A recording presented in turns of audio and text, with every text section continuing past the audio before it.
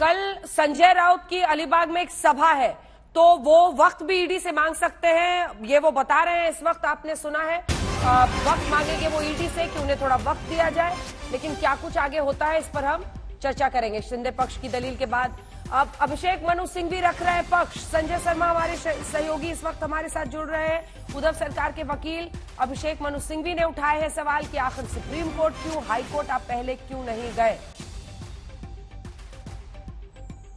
संजय,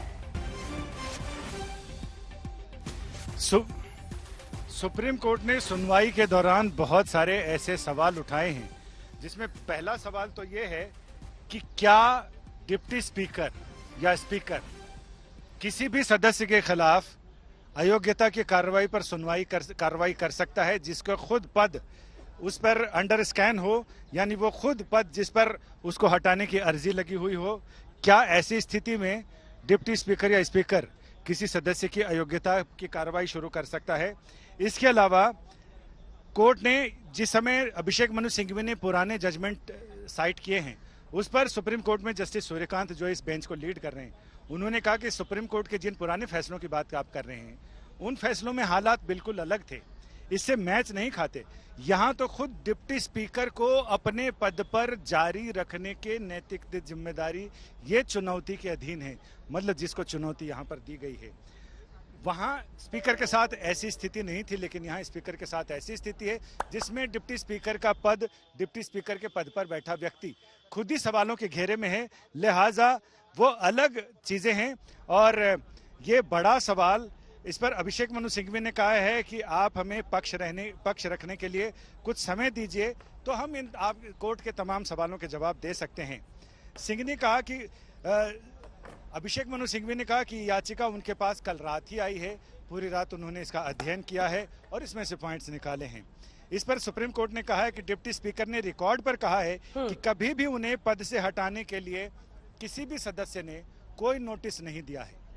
और दो निर्दलीय विधायक, दो बीजेपी के विधायक, उनका दावा है कि उन्होंने डिप्टी स्पीकर को पद से हटाने के लिए नोटिस दिया गया है कि इस पर कार्रवाई शुरू की जाए। इस पर कोर्ट ने भी सवाल उठाया कि क्या वही आदमी अपने ही खिलाफ, अपने को हटाए जाने के खिलाफ जो नोटिस है, क्या उस पर वो विधानसभा में बैठकर सुनवाई कर सकता है। तो इस पर सुप्रीम कोर्ट ने कहा कि अगर ऐसा है तो हम हलफनामा दाखिल करने को कहेंगे, क्योंकि डिप्टी स्पीकर को हलफनामा देकर यह बताना पड़ेगा कि उनके खिलाफ अब तक किसी भी तरह का किसी भी सदस्य ने कोई नोटिस नहीं दिया है उन्हें हटाने को लेकर। वहीं दूसरी तरफ सवाल ये उठता है कि अगर स्पीकर को नोटिस मिला है तो क्या उन्होंने उसे अपने आप ही खारिज किया है, किस प्रक्रिया के तहत खारिज किया है। सुप्रीम कोर्ट ने यह भी कहा है कि अगर स्पीकर ने नोटिस को किसी कारण से रद्द किया है तो इसका मतलब है कि वो इस मामले में खुद ही जज भी बन गए हैं।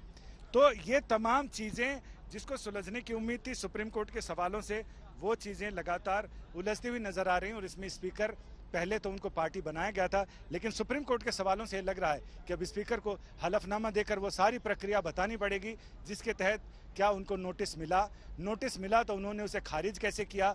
और कोर्ट का सबसे बड़ा सवाल है, अपने ही खिलाफ नोटिस को बिना सदन में रखे उन्होंने खुद ही जज बनकर कैसे खारिज कर लिया, इसका जवाब उन्हें देना पड़ेगा। ये बहुत बड़ा संकेत देता है संजय जो आप बता रहे हैं इस वक्त, यानी कहीं ना कहीं अब ये मामला जिसमें डेप्यूटी स्पीकर की तरह से डिस्क्वालीफाई करना था विधायकों को, जो नोटिस के जरिए आज 5:30 बजे का, देखिए अब बज गए हैं 2:30, 5:30 बजे तक का डेडलाइन है, वहीं कोर्ट ऐसे संकेत दे रहा है कि डेप्यूटी स्पीकर ने क्यों अनदेखी की जो याचिका उस तरफ से आ रही थी। एक बार फिर से हमारे दर्शकों को पूरा कॉन्टेक्स्ट समझाएं। जी हाँ, बिल्कुल अनदेखी की। एक तो बड़ा सवाल ये कि अनदेखी की, साथ ही उनके जो अधिकार क्षेत्र हैं उन्होंने अपने अधिकार क्षेत्र नहीं समझे, स्थिति की नजाकत नहीं भांपी और ये नहीं समझा कि उनके खिलाफ उन्हें पद से हटाने को लेकर याचिका अर्जी दाखिल की गई है डिप्टी स्पीकर के ऑफिस में। उन्होंने ये कहा कि उनको कोई अर्जी नहीं मिली है और किसी भी सदस्य ने उनके हटाने को लेकर किसी तरह का कोई पिटीशन नहीं डाला है। इस पर कोर्ट ने कहा कि अगर ऐसा है तो आप हलफनामा देकर ये बताइए कि आपको किसी ने हटाने के लिए कोई अर्जी नहीं डाली है। इन याचिकाकर्ताओं का ये कहना है कि जिसकी कुर्सी खुद ही सवालों के घेरे में है जिसको हटाने को लेकर मुहिम चल चुकी है, बिना सदन का सामना किए, सदन में सारी बात रखे हुए, क्योंकि अध्यक्ष का चुनाव भी सदन करता है और अध्यक्ष को हटाने की कार्रवाई भी सदन के सामने होनी चाहिए। तो आखिर कुल्हड़ में गुड़ कैसे फोड़ लिया डिप्टी स्पीकर ने? बड़ा सवाल ये एक पुरानी कहावत है कि किसी को भनक ना लगे और कोई काम कर जाए, कुल्हड़ में गुड़ फोड़ना कहते हैं। तो सीधा सीधा इनका ये कहना है कि बिना सदन को विश्वास में लिए उन्होंने उस अर्जी का खुद ही निपटारा कैसे कर लिया। सुप्रीम कोर्ट ने भी ये सवाल उठाया है और सुप्रीम कोर्ट ने भी इसमें यह कहा है कि आखिर ऐसे जो दलील याचिकाकर्ताओं की तरफ से दी जा रही है, उससे तो ये लगता है कि श्रीमान जरवाल जो डिप्टी स्पीकर हैं वो खुद ही अपने मामले में जज बन गए। उन्होंने अपनी याचिका के बारे में बिना सदन को कुछ बताए खुद ही फैसला भी कर लिया। तो ये बड़ा सवाल कोर्ट ने उठाया है, जिस पर अब डिप्टी स्पीकर को जवाब भी देना पड़ेगा। क्या हलफनामे की खबर, एक बार जल्दी से मुनीश हाथ उठा रहे हैं, संजय हाथ उठाइएगा। मुनीश जल्दी से, आपके पास कोई इन्फॉर्मेशन है?